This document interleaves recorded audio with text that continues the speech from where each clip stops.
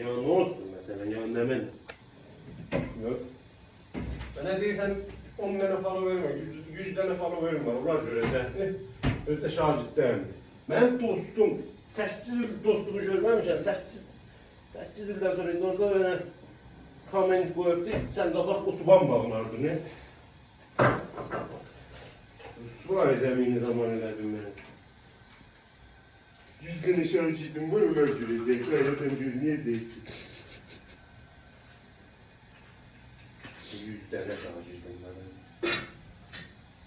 5.000 nefer adam görüldü. Buraya düşmüşüm. Hamız əmrəndən etkilik. Bilemiyorsan.